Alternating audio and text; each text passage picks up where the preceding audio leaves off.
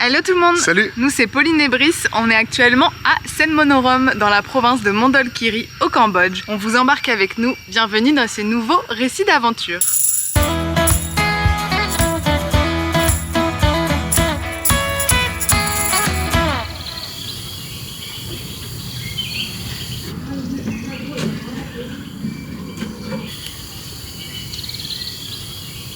La région du Mondolkiri, elle est recouverte à 80% de forêt. Il y en a vraiment partout. C'est ce qu'on appelle la mer de forêt d'ailleurs, c'est ce que je vois là juste en face de moi. On loge dans la ville de Senmonorom qui est la capitale de la province. La province, c'est vraiment tout le sud-est du Cambodge, c'est la plus grande province aussi du pays. Et on est vraiment pas si loin des hauts plateaux du Vietnam, on est juste à côté du poste frontière. Il y a peut-être quelques kilomètres juste pour passer au Vietnam. Et on a une fraîcheur qui est inouïe au Cambodge. En vrai, on n'a jamais connu ça. Je sais pas combien il fait. Bon, je pense quand même qu'il fait un bon 25, mais nous, vu que ça fait un moment qu'on est en Asie, on a presque froid quand on est en scooter. Ça fait un bien fou. On est sur des plateaux qui sont à peu près à 800 mètres d'altitude et qui varient un petit peu. Parfois c'est plus haut, parfois c'est plus bas. C'est très vallonné. On appelle ça aussi la Suisse du Cambodge. Vraiment, ça n'a rien à voir avec ce qu'on a déjà connu du Cambodge. C'est assez fou. C'est dans le sud de l'Est. C'est pas au sud-est. Ouais, c'est dans l'Est, vous prenez le sud de l'Est, parce que sinon le sud-est du Cambodge, c'est plus Cambodge. Tu vois. Ouais, d'une certaine manière, c'est vrai. Donc on est allé à l'extrême sud-est ou au sud de l'Est, c'est vrai. Là, on a pris la route en scooter, direction une grande cascade qui est assez connue dans la région, et on s'est arrêté dans un endroit qui est très très mignon. On boit un café docto, un café au lait, avant de vraiment démarrer cette journée, et on a une vue panoramique juste en face de nous qui est incroyable.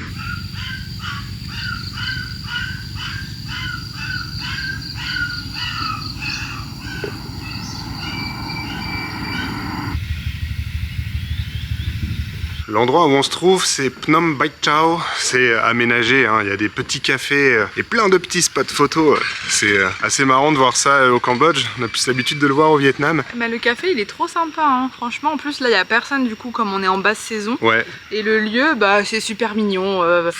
C'est un peu kitsch, mais quand on a l'habitude de voyager en Asie, ce genre d'endroit, spot photo et tout, on a l'habitude. Mais là, c'est assez cool. Tout est fait en bois. Bon, il y a des petites statues, tout ça. Ouais. Mais si vous êtes en chemin vers la cascade où on va, n'hésitez pas à vous arrêter là. Sur Maps, ça s'appelle Sea Forest Phnom Baik Chau. Allez, on reprend la bécane, c'est parti. Le scooter, c'est comme le cheval. Dès qu'on est tombé, il faut remonter dessus tout de suite. Sinon après, on a peur.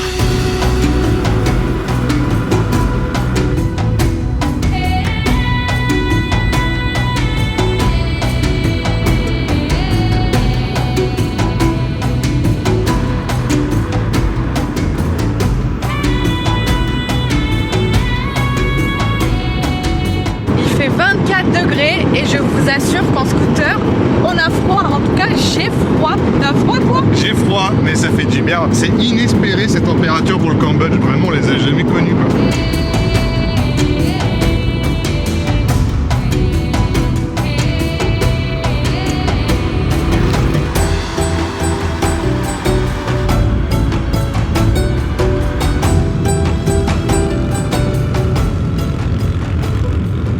Ça y est, on est arrivé sur le parking de la Busra Waterfall. Pour l'instant, on a juste payé 1000 riels pour le parking, mais je pense qu'on va devoir payer un billet d'entrée à un moment donné. C'est la cascade la plus grande du Cambodge et sûrement l'une des plus connues. Déjà là, on arrive, il y a quand même pas mal de voitures qui sont sur le parking, des locaux hein, qui viennent profiter de la cascade. Et on est seulement à 15 km du Vietnam, c'est assez fou.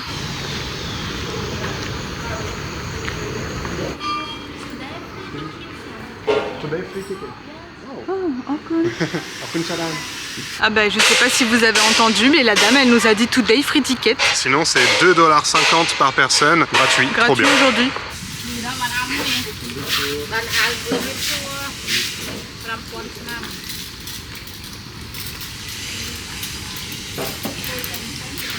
Vous avez vu, c'est un peu aménagé quand même pour le Cambodge, c'est pas toujours le cas. Il y a eu un investissement d'une entreprise, il y avait un projet de 6 millions de dollars d'investissement. Ils ont investi seulement 2 millions sur les 6 millions pour développer toute l'infrastructure autour de la Busra Waterfall. Ça a été arrêté pour des raisons un petit peu obscures, voilà, des raisons politiques peut-être. En tout cas, les 2 millions ont été investis dans les premières infrastructures qu'on est en train de passer pour l'instant.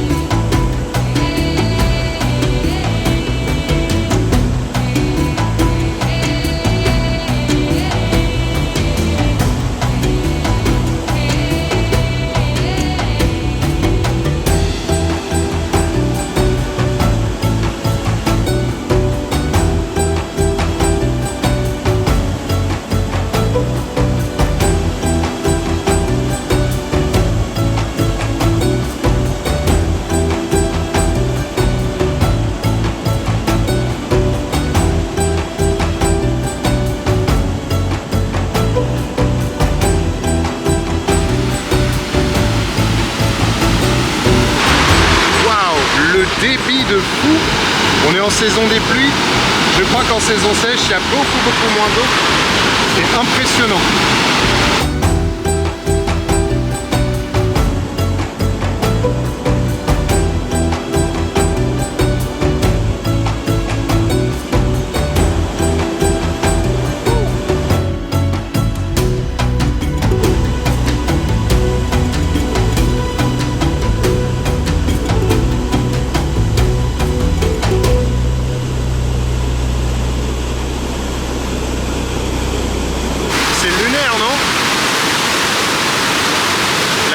La plus puissante que j'ai vue de ma vie perso. Wow. Les amis, le Cambodge, c'est vraiment le plus beau pays du monde. Et vous avez vu, il y a pas mal d'infrastructures quand même, c'est très bien développé comme site. Le lieu est du coup super facile d'accès, que ce soit parking pour même marcher tout autour de la cascade, ça c'est vraiment bien. C'est pas toujours au Cambodge, hein, donc on en profite aussi. Et là, vraiment, la cascade, c'est quelque chose, on va pas dire incroyable, on va trouver un synonyme. Magnifique, fantastique, grandiose. La puissance. Ouais, comme d'habitude, du coup, j'ai très peu filmé avec cette caméra, puisque elle est pas tropicalisée, donc en fait, les gouttes d'eau et tout, c'est vraiment pas terrible. Et là, on se prend une averse, hein. Enfin, le débit est si intense qu'on se prend vraiment une douche en étant en bas, quoi. Ça fait plaisir. Ouais, et là en plus en descendant, il y a plein de petits stands de street food et de marchands ambulants, et on a vu une dame qui vendait des nampom. J'espère qu'il lui en reste, et je pense qu'on va aller c'était pas plus bas, c'est plus haut? Non, c'est plus haut. On va chercher des nampom, les amis. Ça fait longtemps là qu'on en a mangé en plus. On les a. On a les nampom, on en a pris 3. On a payé Prampon, on a payé 5 000 pour les 3 gaufres, donc c'est pas cher. Mais j'aimerais bien se trouver un petit café. Je sais pas si c'est ouvert. Il semble qu'il y a une petite gargote. Chamripso, sostei. Café d'apto. Bah, pi. Bah, latte. Bah, pi. Au consalan.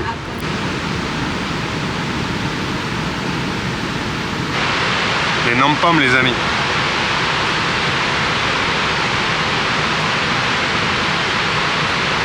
Elle est hyper sucrée, elle est délicieuse. C'est la meilleure qu'on ait mangée au Cambodge. La meilleure nampom du Cambodge qu'on ait mangé vraiment là. Elle est folle, non? Délicieux. Avec ce sucre de palme, sucre de coco. Ouais, un régal, vraiment. Bon, Brice a craqué, il est reparti voir la petite dame pour racheter encore des gaufres parce qu'elles sont vraiment trop bonnes, histoire qu'on en ait pour le goûter tout à l'heure. Et il a craqué.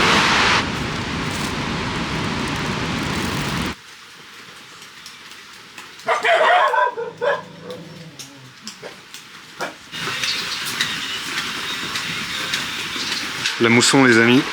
On a repris la route, il s'est mis à pleuvoir violent. Donc on s'est abrité chez quelqu'un là en attendant. Et on n'est plus très loin, je pense, de la guest house. On va vous la montrer d'ailleurs, elle est incroyable.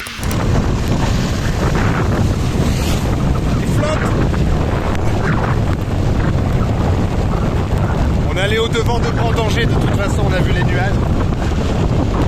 On s'en prend plein la goule.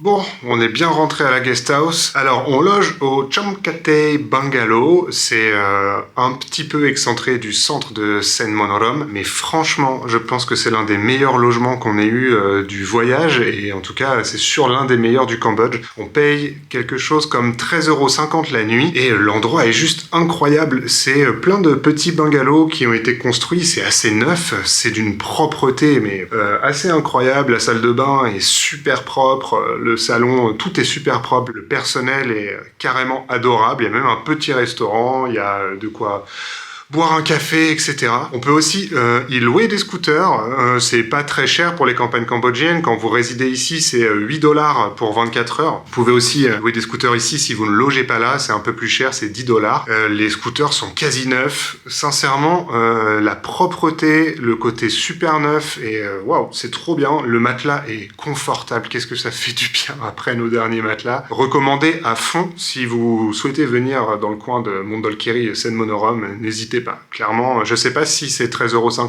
€ parce qu'on est en saison vraiment basse ou si c'est un peu plus cher normalement, mais là le rapport qualité-prix il est vraiment génial. Donc on s'est fait une petite route sous la pluie, c'est pas la première fois, ça va, c'était pas non plus les grosses moussons, les grosses trompes d'eau, donc je pense que la journée va s'arrêter là pour nous. On est en début d'après-midi, on a baroudé toute la matinée, on va manger un petit truc, peut-être se faire livrer, et on se retrouve demain.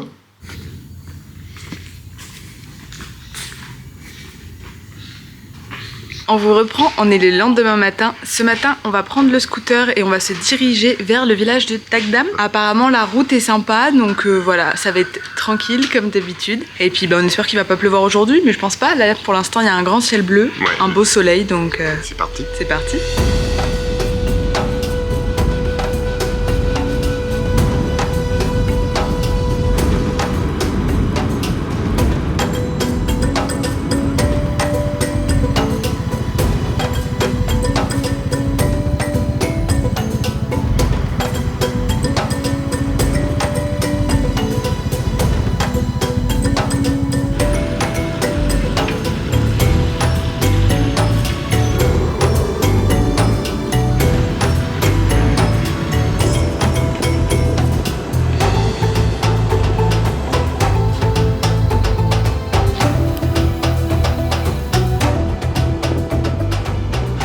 Bon les amis, je crois qu'on commence la journée comme hier avec un très beau panorama, mais on est vraiment arrivé ici un peu par hasard. On prenait la route du village qu'on vous a dit ce matin, et en fait on est arrivé dans un endroit là comme ça qui fait vachement penser au Vietnam, vous savez, ces endroits qui sont construits avec plein de points de vue, plein de petites sculptures colorées, de spots photos un peu partout. Un peu par hasard, mais c'est vrai que la vue est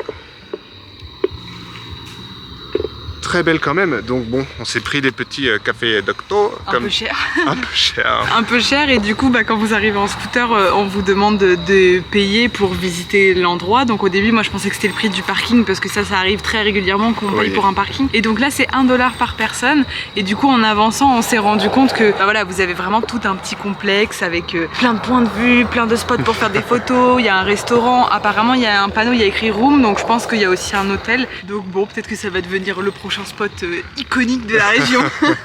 Et encore une fois, quoi, mais franchement, on me met cette vue devant là, jamais je vous dis que c'est le Cambodge. C'est assez hallucinant. On pourrait même se croire dans les Vosges, en Auvergne, en France, Auvergne, quoi.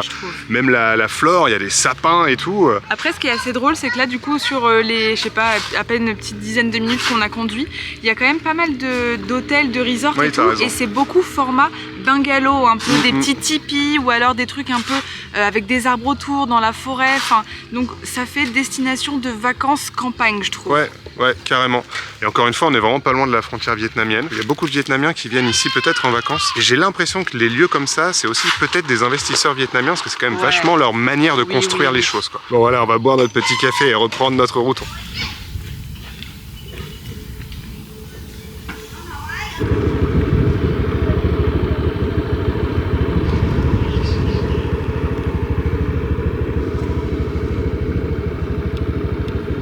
Ça serpentine.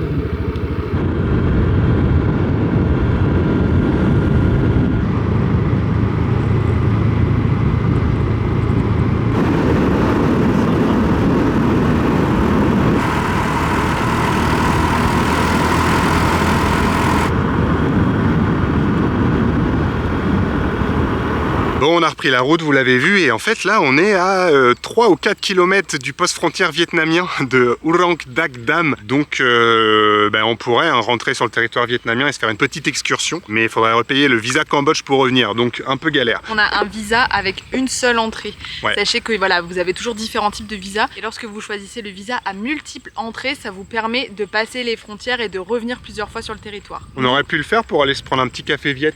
C'est vrai.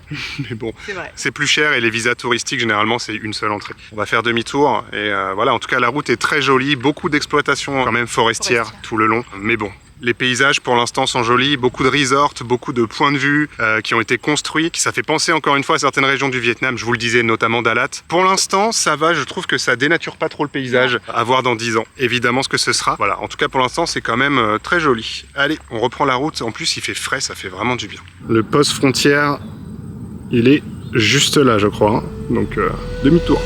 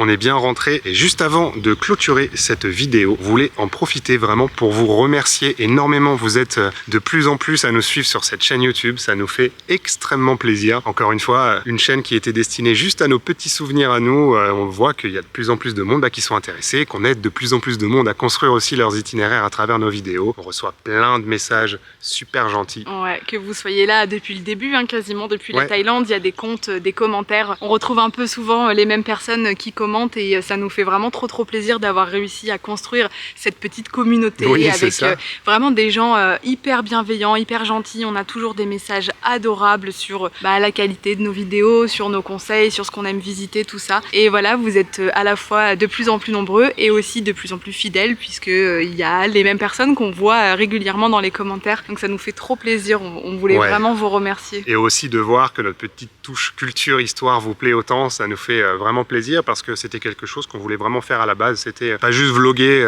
sur nos petites têtes à nous, mais aussi surtout parler des endroits où on est, d'essayer de s'intéresser à un maximum et de creuser encore plus. Et ça vous plaît en même temps, donc franchement, c'est un vrai régal pour nous. En tout cas, on clôture non seulement cette vidéo, mais aussi notre séjour de presque 50 jours au Cambodge. Là, pour vous expliquer rapidement la suite de l'itinéraire, en fait, on va avoir quasiment 3 grandes journées de transport, donc on a décidé de bien la segmenter. Demain, on part part pour Kratie pour une nuit, ensuite on part à Siem Reap pour une nuit et ensuite on prend un bus depuis Siem Reap pour notre prochaine destination. Ouais. On aura encore là un long trajet, donc voilà, là pas de récit pour les prochaines étapes puisque ça va être que du transport. Le Cambodge, que dire, c'était notre 3e séjour. Celui-là était vraiment consacré aux campagnes, destinations un petit peu moins visitées dans le pays. Un régal absolu. On pourrait faire ça, je pense, visiter et revisiter le pays en boucle, tellement on l'aime, je pense que vous l'avez compris. Voilà, c'était génial, on apprend à parler de mieux en mieux le khmer, donc ça nous offre des moments qui sont vraiment géniaux avec les gens, la culture, l'histoire, voilà, tout est un pur régal pour nous au Cambodge, c'est notre pays de cœur. Il nous reste quelques provinces qu'on n'a pas encore visitées, notamment au niveau du sud-ouest, là où il y a un peu de montagne, un peu de relief. De Koh Kong. Ouais, là par là-bas on n'a pas fait, donc et puis après il y a vraiment hors sentier battu dans les endroits où il n'y a pas d'hôtel, il n'y a pas de guest house et tout quoi. Donc voilà, on espère que vous aurez aimé ces récits d'aventure au Cambodge autant qu'on a aimé reparcourir à nouveau le pays.